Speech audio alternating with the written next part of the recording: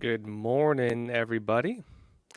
All right, some big stuff to talk about. It's making sure we're live. Last time I was having some issues, but looks like everything is good.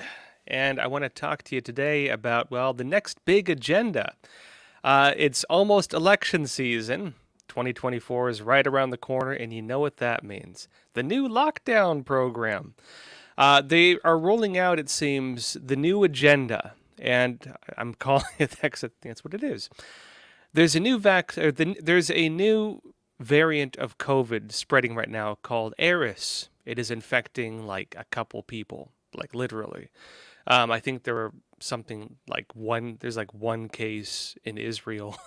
They're making a big deal about it. The concern is that they say it has more of the spike proteins that can infect human cells.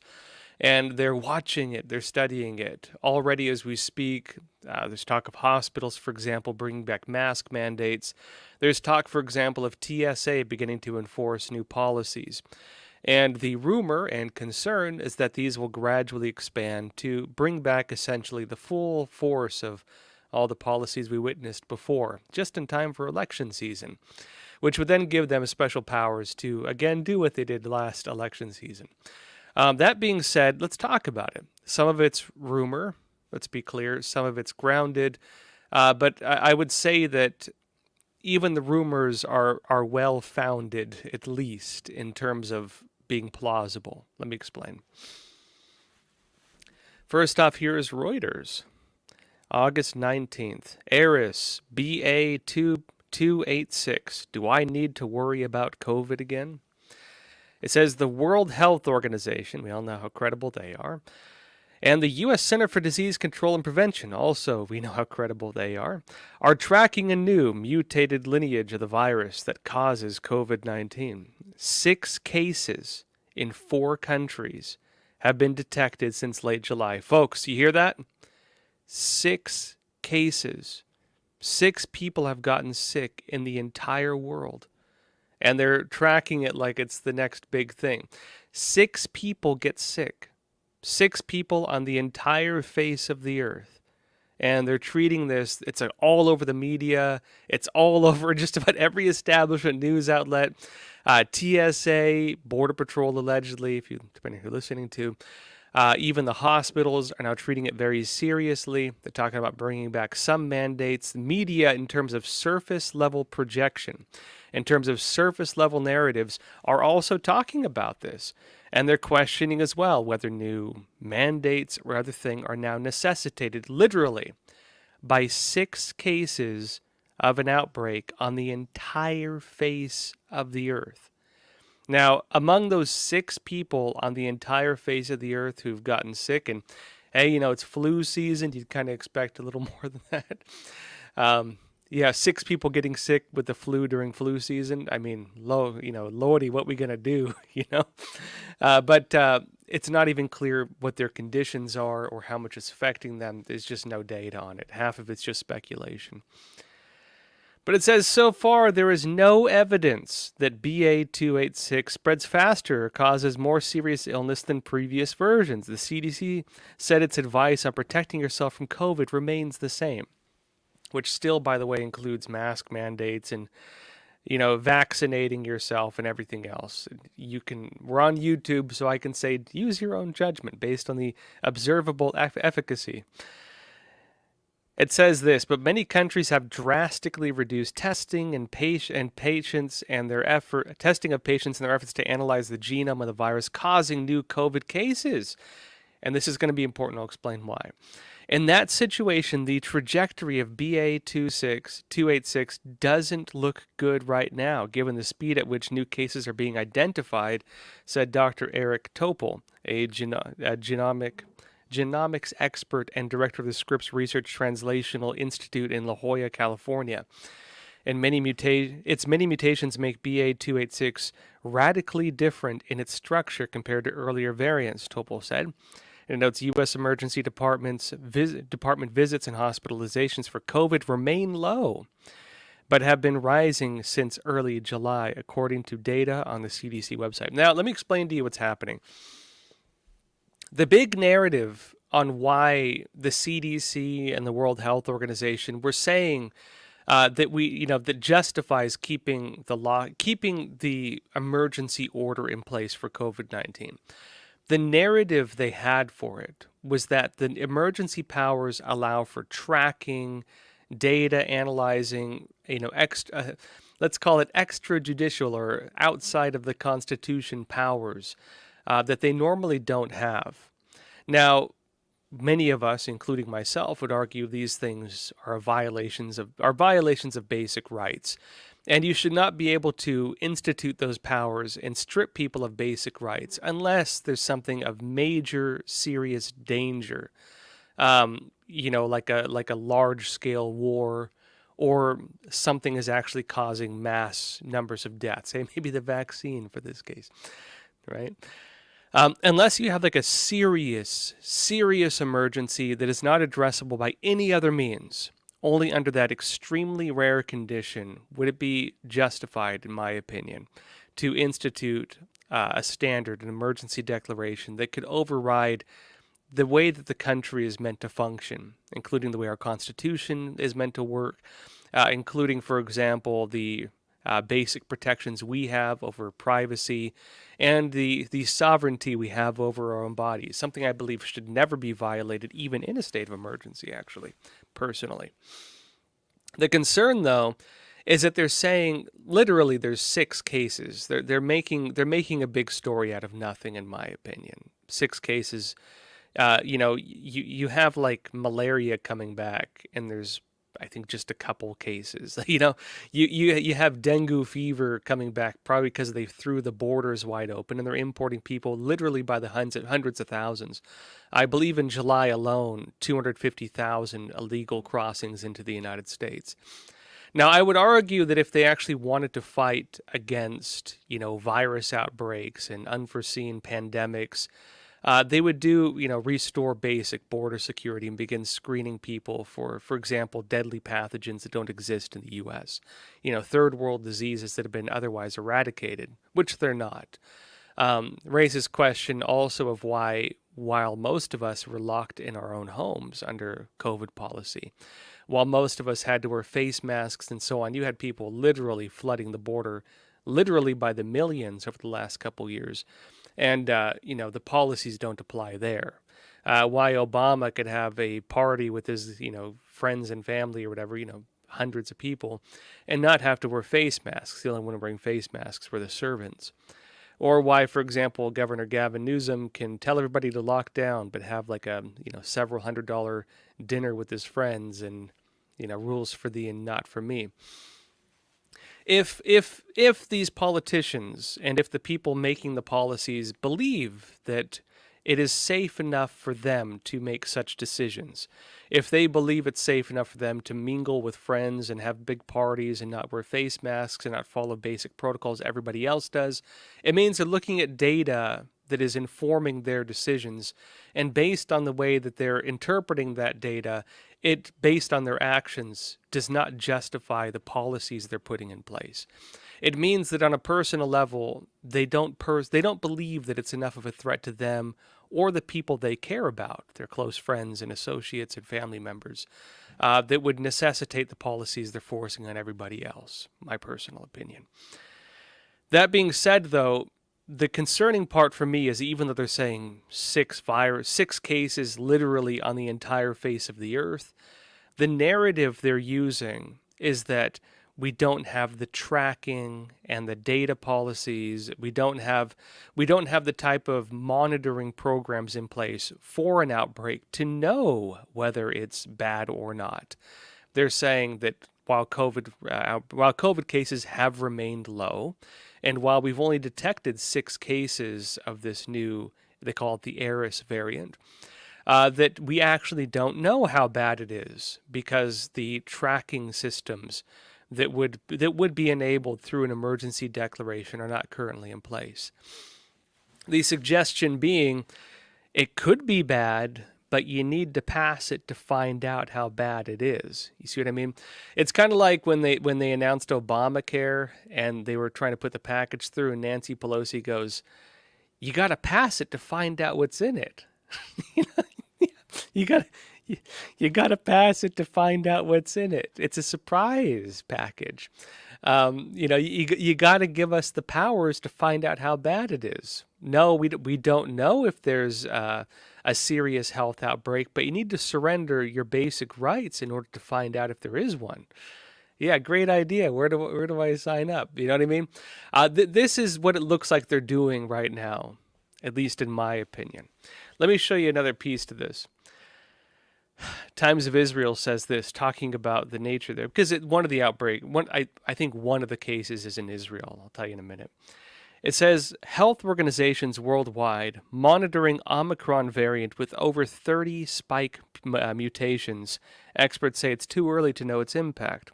Again, it's all speculative. They're suggesting it could be bad, and that's the way that they're slow boiling the frog, in my opinion.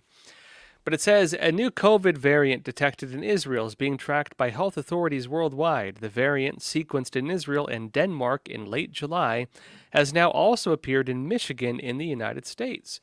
The World Health Organization SARS-CoV-2, or COVID-19, Virus Evolution Advisory Group has designated the novel variant known as BA.286 as a variant under monitoring, VUM, variant under monitoring, due to its many mutations. The U.S. Center for Disease Control is also monitoring it. Only one case of BA.286 has been reported in Israel this far. One case. And they're reacting like this. A single case, one person. It notes as well that even despite that one case coming about, they don't even fully know the well-being or impact on the person. Now, I can tell you right now that if it was serious, if the person died, if the person was hospitalized and in critical condition, they'd probably tell us. And one thing we also know is that typically with any kind of virus outbreak, over time, they tend to become more virulent. As we've been told previously, COVID-19 is now an endemic state. It's going to be an annual flu, essentially. And just like the common cold, notably, which is why they can't fully vaccinate against it, it changes every year. And so we're going to have a new variant every single year. And you could expect that every single year, maybe one person or two people or maybe six people on the entire face of the earth are probably going to get sick with something that is endemic and is going to reemerge every flu season. There'll probably be more out. There'll probably be more cases. We'll probably have, probably thousands, or if not more, globally, because or probably more than that actually, because the nature of these viruses, of a COVID virus, as we've been told previously by, ironically, the same health authorities suggesting they know exactly what they're talking about.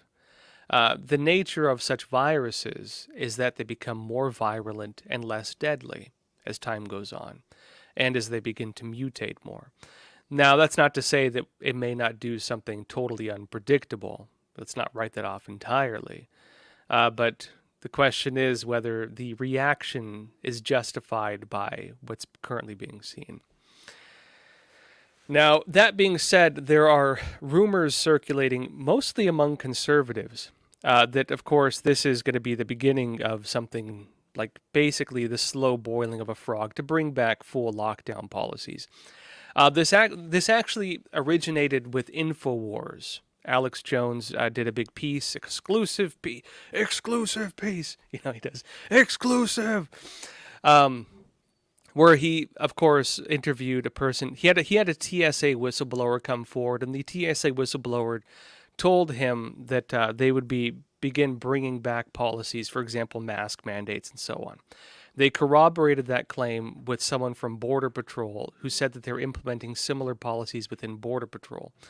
Now, you could expect, of course, travel-related jobs such as that, and hospitals, people dealing with cases, would be, of course, implementing those policies.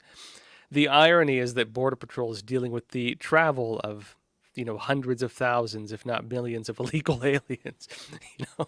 And you can imagine they'll probably have some concern over virus outbreaks, especially since we're seeing the reemergence of actual, otherwise extinct in the civilized world viruses. We're seeing third world diseases reappear in the United States, and I would argue it's probably because of this. In fact, my good friend who I did a lot of investigations with, Michael Yon, does a lot of border reporting. He and I, of course, were together doing the investigations on the special feature I did called Border Deception on the United Nations involvement in the border crisis. He goes down to the Darien Gap a lot, Panama, which is one of the main hubs to facilitate mass human trafficking into the United States. And he was saying last time he was down there, there were infirmary camps. And he took video and photos of it. There were dead people. There were people just totally paralyzed, basically, with whatever diseases they were infected with. He says that he had never seen anything like that before on any of his previous trips, and he's been doing this for years. And given that, he was warning, this is coming to America. The virus outbreaks that they're watching in Latin America right now, through the mass migration of people being promised, ironically, free healthcare in America if they can make it here, that this is coming to America. And of course, what happens when the government literally throws the border wide open, the Biden administration is even auctioning off iron at this point, and you tell people, we'll give you free housing, free food, you won't even have to work, we'll give you free health care, you'll get better treatment than an American citizen. What's going to happen? Well, all the people who want to live off the government, or just, are dying of a serious disease, or have another ailment that they need treatment for, they're going to come here. And it looks like that's what you're seeing, frankly. Now, that being said, what is being alleged among conservatives? Again, I think Alex Jones was the first to have it, but you saw it get picked up by most of the conservative outlets. A lot of the big talking heads are talking about it. It's become viral within that sphere. They're saying it's going to be incremental restrictions. The allegation is that there's going to be broader mask mandates for flights leading up to mid-October. You could start seeing some of these policies mid-September. Allegedly, this is through the TSA whistleblower. And then there's going to be a gradual broadening until they fully bring back the restrictions. The claim is that, of course, last time they did it a little too quickly. And people, of course, while they went along with it through more of a shock and awe campaign and were like, oh, geez, we don't know what we're up against, people now kind of have a general idea of what they're up against. And so the belief is that people will accept things if they're rolled out slowly. Oh, I have to wear a face mask when I'm on the bus. Oh, I have to wear a face mask when I'm on the airplane. Oh, maybe my kids at school have to wear face masks. Oh, my workplace now says I have to wear a face mask. Uh-oh, looks like it's everywhere. Uh-oh, looks like we need a new vaccine. Oh, luckily they have a new vaccine. Looks like we all have to take it. If you don't take it, you get fired. Uh-oh, looks like we have to remake every election law in the United States. Hey, just in time for 2024. Cha-ching, and there you go. That's the allegation of how it will roll out, and in some ways, that's how we saw it be done last time. Regardless, though, the nature of the argument you hear, the reading between the lines, does suggest this, because as I mentioned when we're looking at the claims of the CDC, hey, there's only 6 cases, but we don't actually know how bad it is. We don't actually know how many people are being infected because you took away our powers to monitor it. And if you want to monitor it so we can find out how bad it actually is, you need to give us those powers back. That's the narrative that's being used to push for the justifying of the return, at least, of the emergency declaration. That being said, I'm not going to comply. And I think neither are a lot of people. All right, that said, let's jump over to Epoch TV after I said a lot of things YouTube probably not like me for. Again, we're also still heavily censored on YouTube. We're there. The channel's mostly frozen. We're demonetized. And there's a lot of stuff I can't talk about on YouTube. I have to restrain myself ever a tiny bit. Although I'm not very good at that, to be honest. But that said, jump over to Epoch TV. Come join us. We'll do a Q&A. And, of course, we'll talk about some other stories happening right now. Also, again, you can watch a lot of special features that I cannot show you on YouTube. because we tend to talk about topics they don't like on YouTube that they will ban us for. So come over to Epoch TV. We have a flash sale right now, literally 25 cents, 1/4. It's like when you're at the supermarket and you can buy a gumball. For the price of a gumball, you can learn about all the COVID policies, the real story of J6, and the many, many other stories that are being hidden from the public. There's a lot that we cannot tell you that is deeply censored on Facebook, YouTube, just about every other social media, and by big tech, and by Google, which, by the way, just rolled out brand new policies on censorship.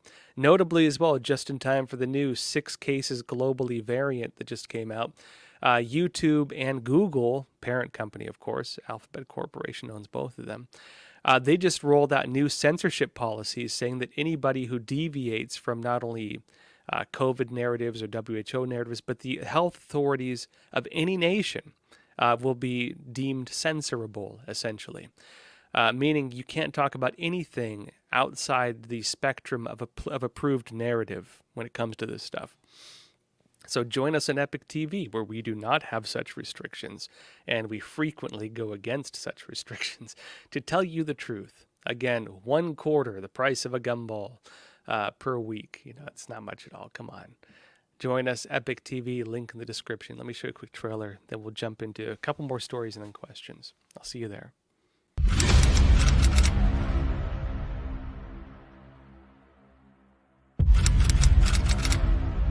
So what was the process of actually putting this all together? Many hours of finding the right camera angles and watching it. The first trouble started just after 1 o'clock. 45 pages, here it is right here. Donald Trump has been indicted. Somber day for the country. This all happened before President Trump's speech was over. The founder of the Oath Keepers militia group is headed to prison for more than 18 years. His lawyers didn't have this No. video. The video we're watching right now, his own lawyers did not No. have. There was a big question of what did the people do who actually did enter the building. This is where we picked it up with the security footage that is new. At this point, the story dramatically changes. The New Jersey man who assaulted a Capitol police officer on January 6th has been sentenced. So this was withheld. This was not shown to the defense. That could be considered exculpatory evidence. This doesn't seem like what a lot of the media is showing. It's going to change narratives no matter what your political perspective is.